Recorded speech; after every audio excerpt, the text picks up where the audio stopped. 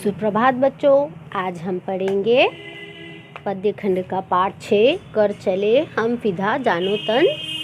साथियों, ये कविता लिखी है कैफी आजमी ने, जिन्होंने की विपरीत परिस्थिति में सैनिक के जीवन के बारे में वर्णन किया है कि सैनिक किस प्रकार अपने देश की रक्षा विपरीत परिस्थितियों में भी खड़े रह के करते हैं। उनके हृदय की बात, उनके मन की बात को यहाँ पर उन्होंने कवि ने दोहराया है।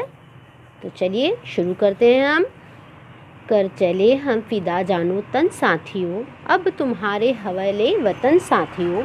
सांस थमती गई, नब्ज जमती गई, फिर भी बढ़ते कदम को हमने न रुकने दिया। कट गए सर हमारे तो कुछ गम नहीं, सर हिमालय का हमने न झुकने दिया। मरते मरते रहा बांकपन साथियों, अब तुम्हारे हवाले वतन साथियों।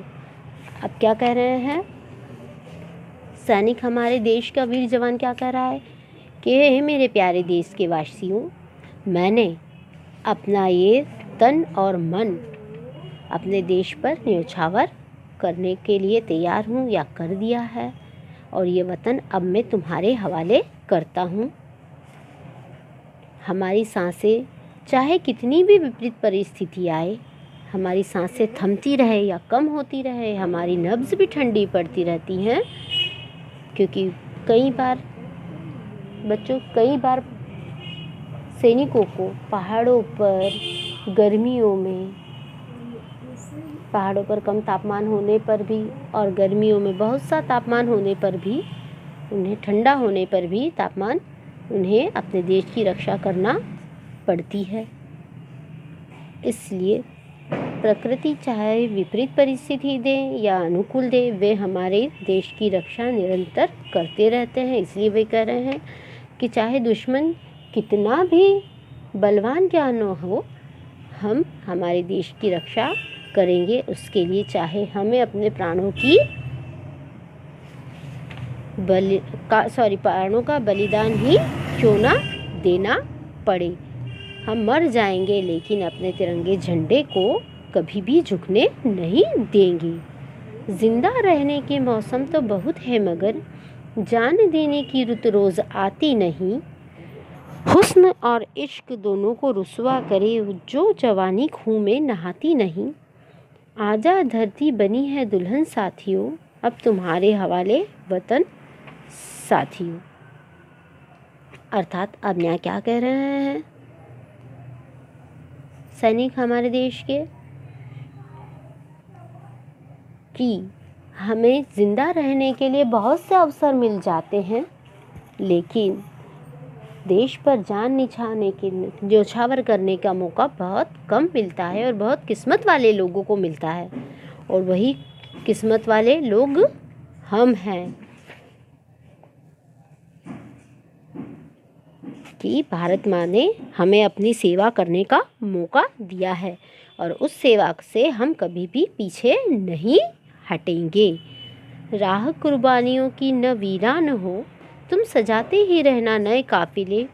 फतह का जश्न इस जश्न के बाद है, जिंदगी मौत से मिल रही गले। बांध लो अपने सर पे कफन साथियों, अब तुम्हारे हवाले वतन साथियों। अब वो क्या कह रहे हैं, कुर्बानी यानी बलिदान देना, मातृभूमि पर बलिदान देने की, कुर्बानी देने की राह पे, जिस राह पर हम चले हैं वो कभी भी वीरान न हो। अर्थात हमारी बात, इस देश की रक्षा आपको करनी है। फतह का जश्न यानी जीत का जश्न, जब हम जीत जाएंगे दुश्मनों से, तब हम जश्न मनाएं, चाहे हम न रहें, पर तुम इस जश्न को मनाना। और अब फिर कभी कोई दुश्मन हमारे देश की ओर बुरी नज़र से न देखे, इसकी भी तुम्हें कोशिश करनी है और अपने देश की रक्षा करनी है। क्योंकि हम ऐसा कर रहे हैं, हम अपने देश की रक्षा कर रहे हैं, तो हमें देश की रक्षा करते हुए स्वयं पर बहुत नाज हो रहा है। खींच दो अपने खून से ज़मीन पर लकीर, इस तरफ आने न पाए रावण कोई।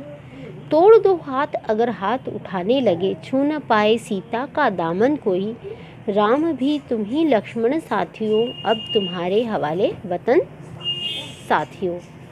अब कवि क्या कह रहे हैं कि तुम ही कौन हो, अपने देश की सीमा पे आपको निडर होकर खड़े होना है, क्योंकि राम भी तुम हो और लक्ष्मण भी तुम ही हो। उन्होंने भगवान श्री राम और लक्ष्मण का उदाहरण देकर कहा है कि तुम दोनों हो और अपने देश की आपको रक्षा करनी है। यदि कोई दुश्मन हमारे देश की ओर बढ़ता है तो उसे आपको निसंकोच होकर, निडर होकर रोकना है, आगे नहीं बढ़ने देना है और हमारे देश की रक्षा आपको करनी है।